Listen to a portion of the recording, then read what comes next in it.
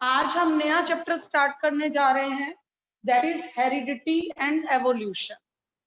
Heredity and evolution are the two parts of the chapter. एक part में हमने heredity पढ़ना है और नेक्स्ट पार्ट में हमने क्या करना है, एवोल्यूशन। तो आज हम फर्स्ट पार्ट स्टार्ट करने जा रहे हैं, दैट इज हेरिडिटी। आप सबको बहुत अच्छे से पता है, जो मल्टी सेलुलर ऑर्गेनिजम्स होते हैं उनके अंदर एक स्पेशल टाइप के सेल्स होते हैं जिन्हें हम गैमीट्स कहते हैं। जब हमने रिप्रोडक्शन वाला चैप्टर करा था तब हमने गैमीट्स के बारे में पढ़ा था। गैमीट्स वो सेल्स हैं, वो स्पेशल सेल्स हैं जो किसमें टेक पार्ट करते हैं, रिप्रोडक्शन। जब sexual reproduction multi cellular organism के अंदर प्रोसेस होती है तब कुछ कैरेक्टर्स मेल के और कुछ कैरेक्टर्स फीमेल के नेक्स्ट जनरेशन में जाते हैं। नेक्स्ट जनरेशन में जाने का मतलब है जो कैरेक्टर्स उनके पेरेंट्स के पास हैं वो नेक्स्ट जनरेशन में जाते हैं। जो कैरेक्टर्स उनके पेरेंट्स के पास हैं वो नेक्स्ट जनरेशन में कैसे जाते हैं, कौन से कैरेक्टर्स जाते हैं, ये हमारा चैप्टर है हेरिडिटी। फिर से बोल रही हूं, क्लियर कर लो कि आपने रिप्रोडक्शन चैप्टर में क्या स्टडी किया था कि जो सेक्सुअल रिप्रोडक्शन है उसमें हाफ कैरेक्टर्स मेल के और हाफ कैरेक्टर्स फीमेल के। अंडरस्टैंड कर रहे हो मेरी बात? रिप्रोडक्शन चैप्टर में हमने क्या अच्छे से स्टडी किया था कि जब सेक्सुअल रिप्रोडक्शन होती है हाफ कैरेक्टर मेल के और हाफ कैरेक्टर फीमेल के नेक्स्ट जनरेशन में ट्रांसफर होते हैं। आज हम उसी टॉपिक को हेरिडिटी में क्या पढ़ेंगे कि जो हाफ कैरेक्टर जाते हैं नेक्स्ट जनरेशन में और हाफ कैरेक्टर फीमेल के नेक्स्ट जनरेशन में जाते हैं, वो कैसे जाते हैं, वो कौन से कैरेक्टर हैं जो जाते हैं, किस प्रोसेस से जाते हैं और उनके नेक्स्ट जनरेशन में ट्रांसफर में हेल्प कौन करता है। ये हमारा टॉपिक है हेरिडिटी में। तो हेरिडिटी है क्या?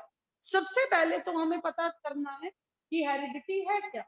हेरिडिटी है कि जो कैरेक्टर्स हमारे पेरेंट्स के पास हैं, यानी कि जैसे कि कलर का कैरेक्टर, हाइट का कैरेक्टर, आईज की शेप का कैरेक्टर, हेयर के कलर का कैरेक्टर, हमारी जो स्किन है उसका कलर, बहुत सारे कैरेक्टर्स है। ठीक है, सपोज एक बच्चे का बर्थ होता है तो सब रिलेटिव्स उसको देखने आते हैं, तो वो क्या कहते हैं कि इसकी आईज अपनी मदर जैसी है, या इसकी जो स्किन का कलर है वो अपने फादर जैसा है, इसके हेयर्स का टेक्सचर अपने मदर जैसा है। ऐसी ऐसी बातें करते हैं। तो ये क्या है कि हमारे कैरेक्टर हमारे पेरेंट्स से रिजेंबल करते हैं। हमारे पेरेंट्स के जो कैरेक्टर्स हैं वो हमारे पास पहुंचते हैं। वो कैसे पहुंचते हैं, आज हमने इसको स्टडी करना है। तो सबसे पहले हेरिडिटी का मतलब क्लियर कर लिया हमने कि हेरिडिटी है क्या। जो कैरेक्टर्स हमारे पेरेंट्स के पास है वो हमारे पास आए, इसे हम क्या कहते हैं, heredity. It means what is heredity? Heredity is a transfer of the characters from one generation to the next generation. जो मैं नोट डाउन करवाऊंगी वो नोट डाउन करना है, जो मैं समझाऊंगी उसे अच्छे से समझना है। तो सबसे पहले हमने क्या करना है, डेफिनेशन ऑफ हेरिडिटी। तो नोट डाउन करिए, what is the definition of heredity. Heredity की डेफिनेशन है the transfer of characters from the parents, the transfer of characters from the parents to the next generation, right? जैसे कि आप यहां पर example दे सकते हो, character of colour, character of height. समझ गए? यहां पर आपने क्या एग्जांपल दी इस डेफिनेशन के साथ, करेक्टर ऑफ कलर और करेक्टर ऑफ हाइट। आपको मैं यहाँ पर एक छोटी सी एग्जांपल देना चाहती हूँ एक छोटी सी एग्जांपल है, आप सबने अपनी ईयर की लोब देखी हो। मैं आपको अपनी ईयर की लोब दिखाती हूँ। ये देखो, ये है हमारी ईयर लोब। सबको दिखाई दे रही है ईयर लोब? सबको दिखाई दे रही है ये ईयर लोब? नहीं दिखाई दे रहा? ये सबको दिखाई दे रही है ये ईयर लोब? ठीक है, ये ईयर लोब की अगर हम बात करें ये एक छोटा सा करेक्टर है, लेकिन अगर आपने कभी इसको ध्यान से देखा हो तो कुछ पर्सन्स ऐसे होते हैं जिनकी ये ईयर लोब साथ में अटैच नहीं होती, हैंगिंग होती है। और कुछ ऐसे पर्सन आपने अपने आसपास देखे होंगे जिनकी जो ये ईयर लोब है यहाँ पर अटैच है। समझ आई मेरी बात? कि ये क्या है? Differentiation of the character of ear lobe.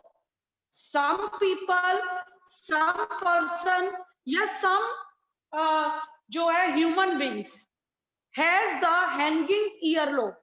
उनकी ईयरलोब क्या होती है बेटा? हैंगिंग। हैंगिंग का मतलब है उनकी ईयरलोब जो है वो अटैच नहीं है। और कुछ ऐसे जो ह्यूमन बींग है उनकी ईयरलोब क्या होती है?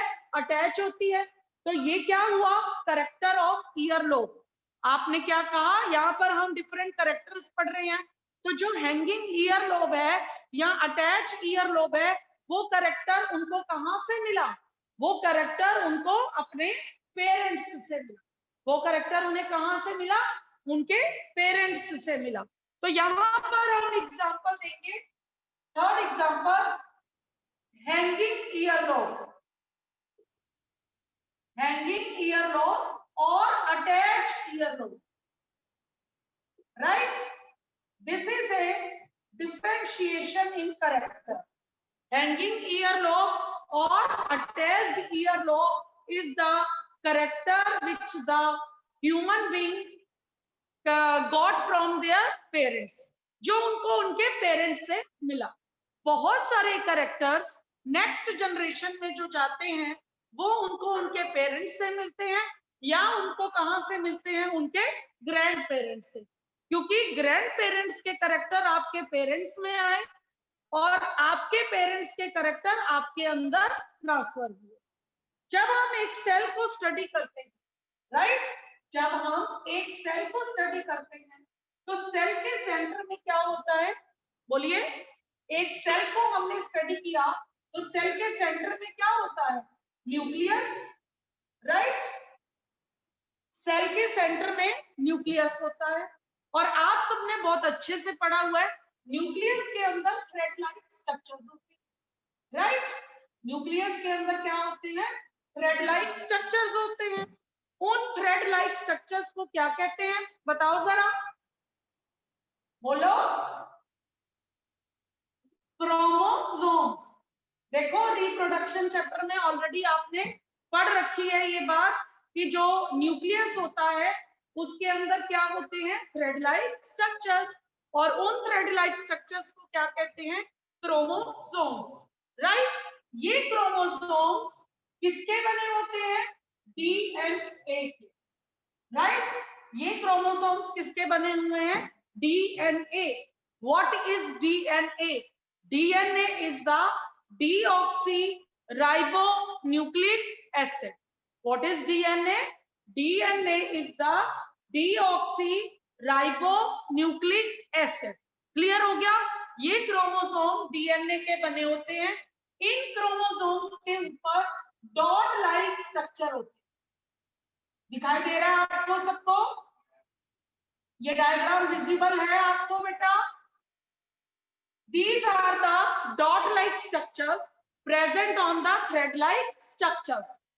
Dot-like structures present on the thread-like structures are called what? Are called genes. Right? ये जो जीन्स हैं, ये जो जीन्स हैं, ये किसमें हेल्प कर रहे हैं? Transfer of the characters. क्योंकि इन जीन्स के पास क्या होते हैं? ऐसे कैरेक्टर्स जो कहां पर हैं? पेरेंट्स के पास हैं। और ये जीन्स ने उन कैरेक्टर्स को नेक्स्ट जनरेशन में ट्रांसफर करना है।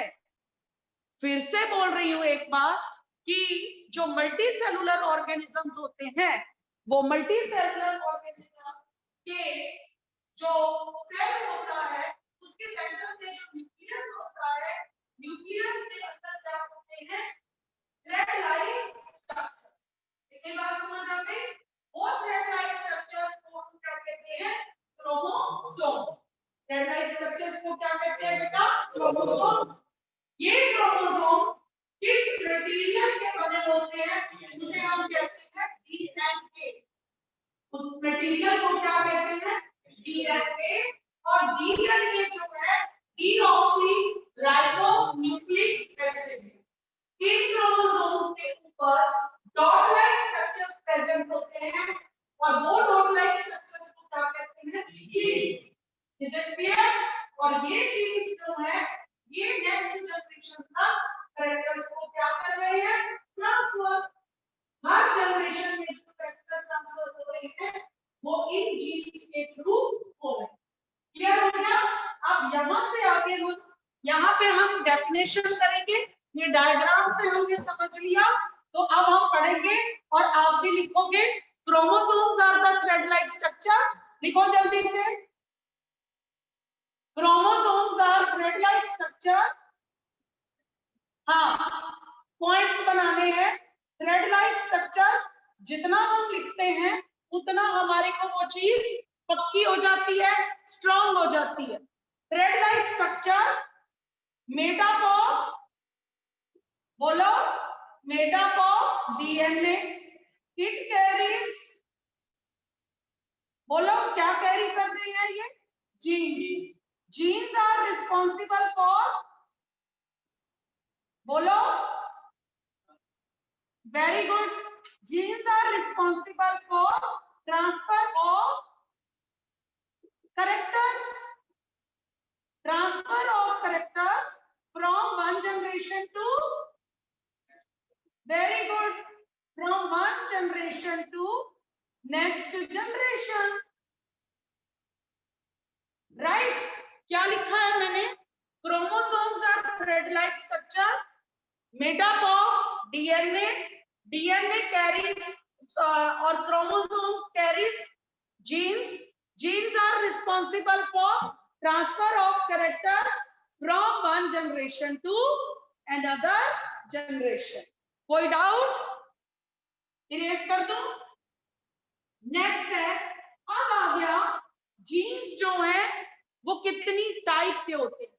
जीन्स कितने टाइप के होते हैं ये पता लगाने से पहले एक बहुत इंपॉर्टेंट पॉइंट मैं यहाँ पर बताने जा रही हूँ, वो आप भी नोट डाउन करिए। वो पॉइंट इतना ज्यादा इंपॉर्टेंट है और वो पॉइंट क्या है, जीन्स वर्क ऑलवेज, ऑलवेज लिख लीजिए, genes always work in pair. ठीक है, जीन्स जो है हमेशा कैसे काम करते हैं, पेयर में काम करते हैं। कैसे, ये बात को समझाने के लिए सपोज मैंने आपको एक एग्जांपल ले रही हूं यहाँ पर कि हाइट का जो सिंबल है, हाइट का करेक्टर जो जीन लेकर जा रहा है उसका सिंबल है कैपिटल टी। उसका सिंबल क्या है, कैपिटल टी। तो अगली जनरेशन में वो जीन जब वर्क करेगा तो वो सिंगल वर्क नहीं करेगा, वो कैसे वर्क करेगा, पेयर में। वो वर्क कैसे करेगा बेटा, पेयर में। पेयर क्या हुआ, कैपिटल टी कैपिटल टी। आगे मेरी बात समझ कि जो जीन्स है वो किस में वर्क करते हैं, हमेशा पेयर में। Genes always work in pair, isn't it? Clear हो गया? अब आ जाओ टाइप्स ऑफ जीन्स। हाँ जी, जीन्स दो तरह के होते हैं, टू टाइप्स के होते हैं। यहाँ पर आप जीन्स हेड लिखोगे, यहाँ पर आप मेजर करोगे टू टाइप्स। पहला है आपका डोमिनेंट, सेकंड है आपका रिसेसिव जीन, राइट? फर्स्ट आपका क्या है बेटा, डोमिनेंट जीन, और सेकंड आपका क्या है, रिसेसिव जीन। डोमिनेंट जीन क्या है, हमें पहले ही अंडरस्टैंड करने के लिए मान लीजिए पहले मैं आपको डोमिनेंट जीन की डेफिनेशन बता देती हूँ, फिर इसको एग्जांपल से समझा दूँ। जीन होता है जो अपने अल्टरनेटिव जीन की प्रेजेंस में, अल्टरनेटिव जीन कौन सा हुआ, जो उसके साथ पेयर बना रहा है। अल्टरनेटिव जीन कौन सा हुआ, जो उसके साथ क्या बना रहा है, पेयर बना रहा है। वो अपने अल्टरनेटिव जीन की प्रेजेंस में अपने आप को नेक्स्ट जनरेशन में शो कर सकता है, वो है डोमिनेंट जीन। समझ आए? दोबारा से सुन लो, डोमिनेंट जीन क्या है, ऐसा जीन जो अपने आप को अपने साथ वाले जीन की प्रेजेंस में अगली जनरेशन में अपने आप को शो कर सकता है और अपने साथ वाले को शो नहीं होने देता। वो है लेकिन फिर भी उसको शो नहीं होने देता। कैसे? मैं आपको एग्जांपल बताती हूँ, एग्जांपल से ध्यान से सुनो। मान लीजिए मदर है, उसकी हाइट क्या है, शॉर्ट। मदर की हाइट क्या है, शॉर्ट। आपने बेटा नहीं पढ़ना, घर जाओ, आपकी कोई जरूरत नहीं है। आप बाहर देख रहे हो, पढ़ाने आपको भी। मदर है, उसकी हाइट क्या है, शॉर्ट। फादर है, उसकी हाइट क्या है, टॉल। अब टॉल कैरेक्टर हमेशा क्या है, डोमिनेंट। जो सब बेस्ट होगा वही डोमिनेंट होगा। जो बेस्ट होगा, आप मुझे बताओ, शॉर्ट हाइट होना बेस्ट है या टॉल हाइट होना बेस्ट है? तो वो बेस्ट है। अब एक मदर है जिसकी हाइट शॉर्ट है, एक फादर है जिसकी हाइट क्या है, टॉल है। अब पेयर किसका बना, आधे कैरेक्टर मदर के, आधे कैरेक्टर फादर के। तो पेयर कैसा बना, शॉर्ट का और लॉन्ग का। पेयर कैसा बना, शॉर्ट का और लॉन्ग का। अब शॉर्ट की प्रेजेंस में, फिर से सुन लो, शॉर्ट की प्रेजेंस में अगली जनरेशन में लॉन्ग वाला जो कैरेक्टर है, टॉल वाला जो कैरेक्टर है, वो शॉर्ट वाले को शो नहीं होने देगा। यानी कि अगली जनरेशन की हाइट कैसी होगी, टॉल। अगली जनरेशन की हाइट कैसी होगी, tall. My point is clear. इसकी आगे डिटेल हम करेंगे, अभी ये छोटी सी एग्जांपल है। अगले लेक्चर में जब हम कैसे ट्रांसफर करते हैं जीन्स, तो आपको और ज्यादा क्लियर हो जाएगा। अभी तो मैं सिर्फ आपको बता रही हूँ कि डोमिनेंट का मतलब क्या होता है। My point is clear. Dominant का मतलब है कि उसके साथ वाला जीन अगर बेस्ट वाला नहीं है तो वो उसको अगली जनरेशन में जाने तो देगा, जाने तो देगा, लेकिन शो नहीं होने, लेकिन शो नहीं होने देगा। किसको, अल्टरनेट जीन। अल्टरनेट जीन को जब कोई भी हाइट का हो, कलर का हो, जब कोई भी जीन अपने आप को अगली जनरेशन में शो नहीं कर पाता, तो वो कौन सा जीन है, रिसेसिव। जो अपने आप को शो कर पाता है वो कौन सा जीन है, डोमिनेंट। फिर से सुन लो इस बात को, अगली जनरेशन में ऑल्टरनेट जीन की प्रेजेंस में जो अपने आप को शो कर पाता है वो क्या है, डोमिनेंट। जो अपने आप को शो नहीं कर पाता वो क्या है, रिसेसिव। समझ आई मेरी बात? अब हम फिर डेफिनेशन लिख लेते हैं ताकि आपको और अच्छे से क्लियर हो जाए और एग्जांपल के साथ और अच्छे से क्लियर हो जाएगा। तो डोमिनेंट जीन की डेफिनेशन लिखो जल्दी से, सभी लिखो, लिखो फटाफट। The gene which decides the gene which decides the appearance, the gene which decide the appearance of an organism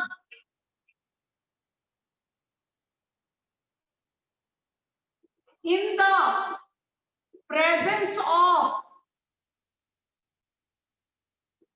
alternate gene। क्या बोला मैंने, the gene which decide the presence of appearance, decide the appearance of organism even in the presence of alternative gene, that is called dominant. अब इसी definition से दूसरी definition आप खुद बनाओगे, क्या लिखोगे? सिर्फ विच डू नॉट, क्या लिखोगे बेटा? Which do not.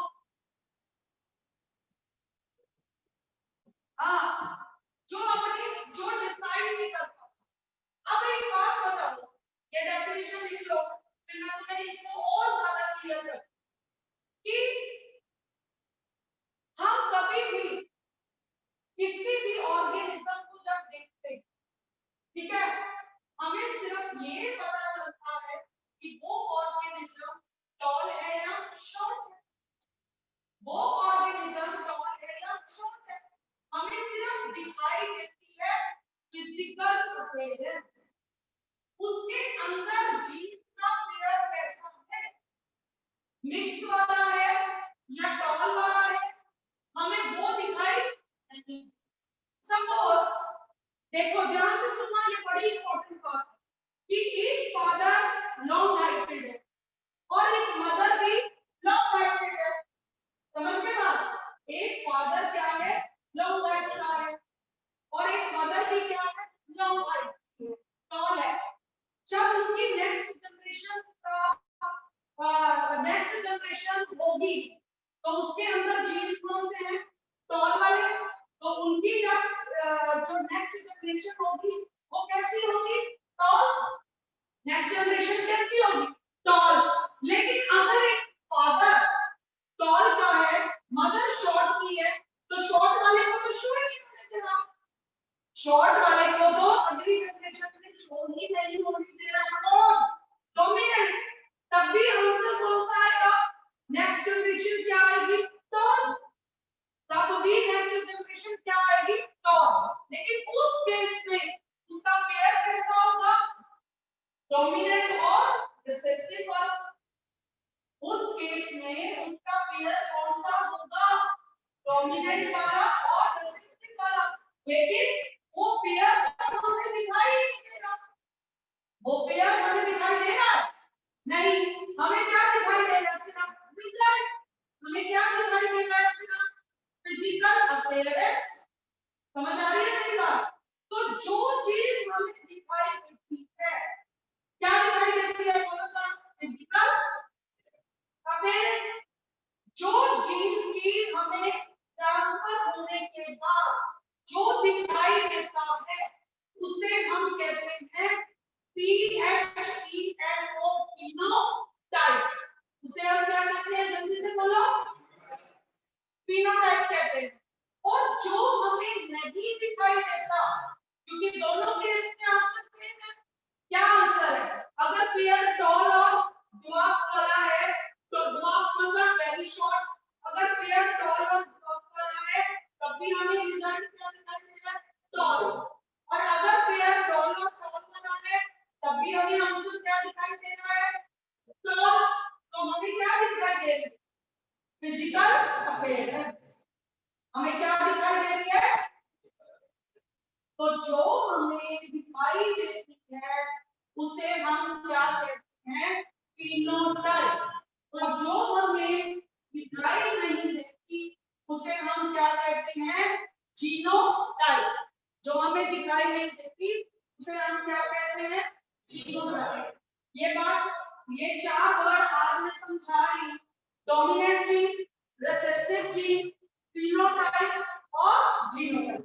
ये चारों का मतलब क्लियर हो गया आपको? हो गया कि नहीं हो गया? ये डेफिनेशन आपने लिख ली। अब हेडिंग डालो फिनोटाइप, जल्दी से हेडिंग दो फिनोटाइप। ये वर्ड्स आपके जब तक आप पूरा चैप्टर करोगे बार बार यूज होंगे, इसलिए इनका मतलब समझना बहुत जरूरी है। The characters which is visible in an organism, characters which are visible in an organism notes बन रहे हैं आपके साथ साथ। Visible in organism are called phenotype, right. अब इसकी उल्टी डेफिनेशन खुद लिखो, क्या है इसकी उल्टी definition? Yes, the characters which do not, बोलो, visible to us, the characters which do not visible to us, they are called our genotype, genotype, the characters। अच्छा, एक और बात मैं यहाँ पर आपको क्लियर करना चाहती हूँ। आपने बार बार करेक्टर्स का करेक्टर वर्ड सुना, पहली क्लासेस में भी करेक्टर वर्ड सुनना होगा, लेकिन आज आप एक नया वर्ड सुनोगे, ट्रेट्स, TRAITS। इस चैप्टर में हमने करेक्टर्स को किस नाम से स्टडी करना है? ट्रेट्स के नाम से। किस नाम से स्टडी करना है? ट्रेट्स के नाम से। सुन रहे हो मेरी बात? ट्रेट्स, ट्रेट्स क्या है? करेक्टर्स का ही नाम। आई मेरी बात समझ? क्या क्या बताया है मैंने कि जो जीन्स हैं वो हमेशा कैसे काम करते हैं? पेयर में। जीन्स कैसे काम करते हैं? पेयर में, क्योंकि हम किसकी बात कर रहे हैं? मल्टी सेलुलर की। मल्टी सेलुलर जो रिप्रोडक्शन होती है मल्टी सेलुलर में, वो कौन सी रिप्रोडक्शन होती है? सेक्सुअल। सेक्सुअल के अंदर कितने पेरेंट्स टेक पार्ट करते हैं? बोलो, अरे 2 पेरेंट्स। सेक्सुअल के अंदर कितने पेरेंट्स टेक पार्ट कर रहे हैं? 2। हाफ करेक्टर मेल के और हाफ करेक्टर फीमेल के goes into the next generation. अब goes into the next generation में हाफ मदर के हाफ फादर के, यानी कि क्या बन गया? पेयर। हर करेक्टर का क्या बन गया? पेयर बन गया। टोटल पेयर कितने हैं? 23। पिछले चैप्टर में मैंने आपको बताया था, लास्ट चैप्टर में टोटल पेयर कितनी है? 23। 23 में से 1 पेयर ऐसा है जो क्या डिसाइड करता है? बॉय चाइल्ड और गर्ल चाइल्ड। टोटल पेयर कितने हैं? 23 पेयर्स। 23 पेयर्स का मतलब कितने क्रोमोसोम हो गए? 46। 1 पेयर क्या डिसाइड करता है? गर्ल चाइल्ड और बॉय चाइल्ड। और 22 पेयर बचे बाकी, जो क्या डिसाइड करते हैं? बोलो जल्दी से। अदर कैरेक्टर्स क्या डिसाइड करते हैं? Other characters. अदर कैरेक्टर्स में क्या आ गया आपका? हाइट आ गया, कलर आ गया, हेयर का टेक्सचर आ गया, स्किन का टेक्सचर आ गया, आईज का स्ट्रक्चर आ गया, डिफरेंट कैरेक्टर्स। आई मेरी बात समझ? ईयर लोब की मैंने एग्जांपल दी, मैंने स्किन के कलर की एग्जांपल दी क्या नहीं दी एग्जांपल? तो 22 जो पेयर्स हैं वो डिसाइड करते हैं नेक्स्ट जनरेशन के जो भी ऑर्गेनिज्म बोर्न होगा उसके अदर कैरेक्टर्स। और 1 पेयर क्या डिसाइड करता है? Either there is a boy child और either there is a girl child. समझ आ गई? ये तो बात थी पेयर की। उसके बाद मैंने तुम्हें बताया कि एक जीन, जो जीन डोमिनेंट होता है, डोमिनेंट किसको कहेंगे? बेस्ट को कहेंगे। डोमिनेंट कौन करता है क्लास में? डोमिनेंट कौन करता है? जो बेस्ट होता है, जो बच्चा अच्छे मार्क्स लेता है, टीचर सारे काम उसी को कहती है। क्यों कहती है? क्योंकि उसे पता है ये क्या है? बेस्ट। उससे क्या लगता है कि ये क्या है? बेस्ट। तो बेस्ट बेस्ट जो है वो कौन होगा? डोमिनेंट। लेकिन पेयर कैसा बनेगा? दोनों का पेयर कैसा बनेगा बेटा? दोनों का पेयर बनेगा। लेकिन अगली जनरेशन में उस पेयर में से जो बेस्ट नहीं है वो अपने आप को क्या नहीं कर पाएगा? शो नहीं कर पाएगा। लेकिन एक और बात मैं यहाँ पर बताना चाहती हूँ, वो अपने आप को सिर्फ और सिर्फ तब शो कर पाएगा जब दोनों ही बेस्ट ना हो। जैसे ध्यान से सुनना इस बात को, मदर की हाइट क्या है?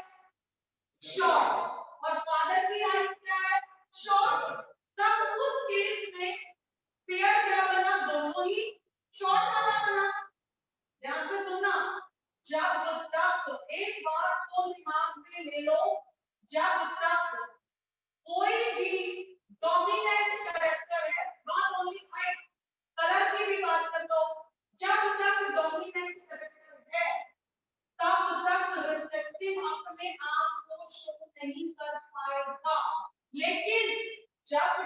डोमिनेंट नहीं होगा।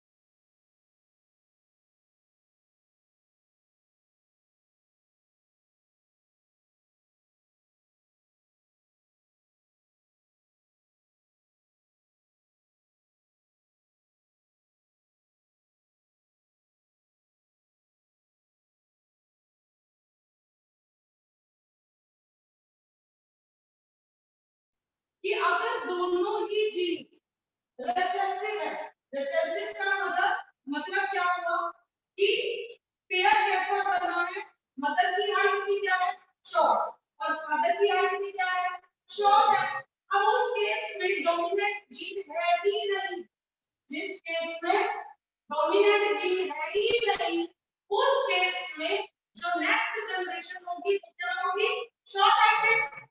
नेक्स्ट जनरेशन क्या होगी बेटा, short heighted.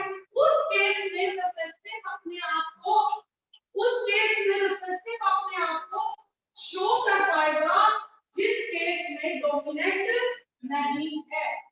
Point is clear, जिस केस में डोमिनेंट नहीं है, पेयर ही रिसेसिव वाला है, डोमिनेंट की एब्सेंस में रिसेसिव अपने आप को नेक्स्ट जनरेशन में शो करेगा, यूज करेगा, लेकिन जब तक डोमिनेंट जीन है तब तक वो अपने आप को शो नहीं कर सकता।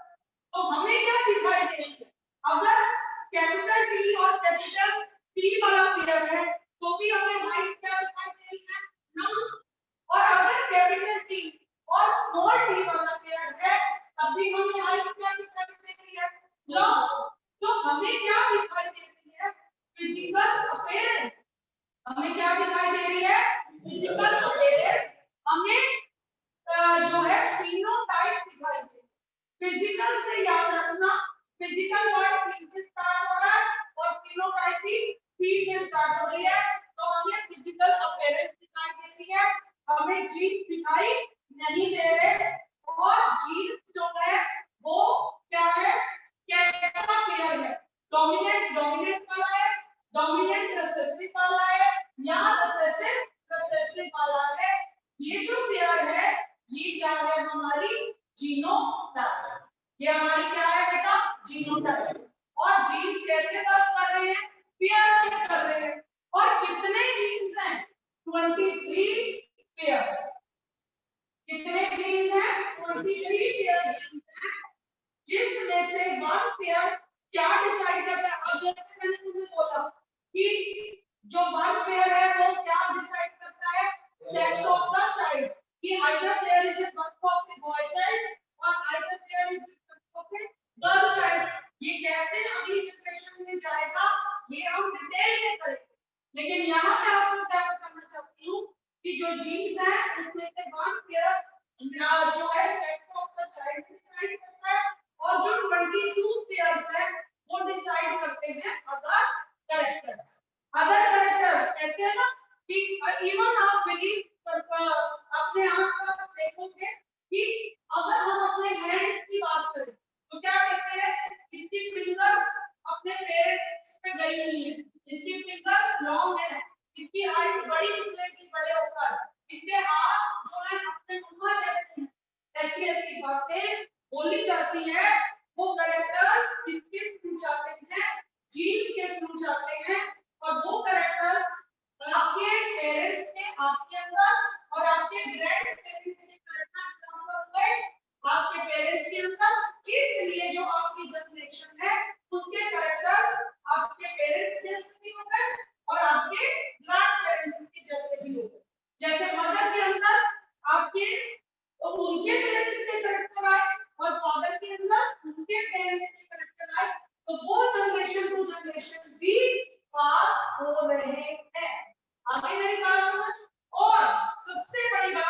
कि जो ये हेरिडिटी है, हेरिडिटी ये एक जनरेशन से कैरेक्टर्स अगली जनरेशन में ट्रांसफर होते हैं, ये इंफॉर्मेशन और ये स्टडी, ये नॉलेज हमें किसने दी? एक साइंटिस्ट जिसको फादर ऑफ हेरिडिटी कहा जाता है, एक साइंटिस्ट जिसको क्या कहा जाता है? फादर ऑफ हेरिडिटी, और उसका नाम क्या था? मेंडल। नाम नोट करिए उसका, ग्रिगोर मेंडल, ग्रिगोर मेंडल। इसने सबसे पहले, इसे क्या कहा जाता है? ये फर्स्ट साइंटिस्ट था, he was the first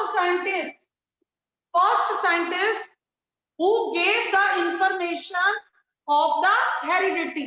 उसने हमें हेरिडिटी के बारे में बताया, हमें जीन्स के बारे में बताया, हमें क्रोमोसोम्स के बारे में बताया, और उसने ये स्टडी किसके ऊपर की थी? पी प्लांट के ऊपर। उसने इस स्टडी को करने के लिए कौन सा प्लांट चूज किया था? P plant. उसने पी प्लांट ही क्यों चूज किया था? क्योंकि पी प्लांट के अंदर काफी सारी वेरिएशंस जो क्या होती हैं? विजिबल होती हैं। काफी सारी वेरिएशंस क्या होती हैं बेटा? विजिबल होती हैं। तो उसने अपनी इस स्टडी के लिए क्या लिया? क्या चूज किया? पी प्लांट चूज किया, और उसे क्या कहते हैं? Father of the heredity. Mendel को क्या कहा जाता है बेटा? Father of the heredity. यहां से आपका क्वेश्चन आता है 2 मार्क्स का, who was the father of heredity and what was his experiment. वो कौन था और उसका एक्सपेरिमेंट क्या था?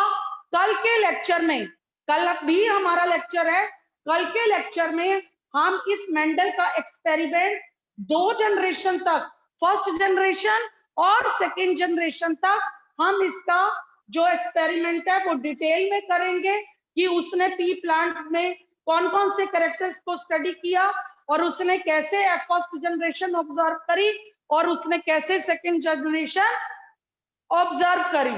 तो आप कल हम इसकी डिटेल करेंगे। तो आज के लेक्चर में अगर किसी स्टूडेंट को आज के टॉपिक से रिलेटेड कोई भी डाउट है तो वो उस डाउट को क्लियर कर सकता है। बताओ जरा।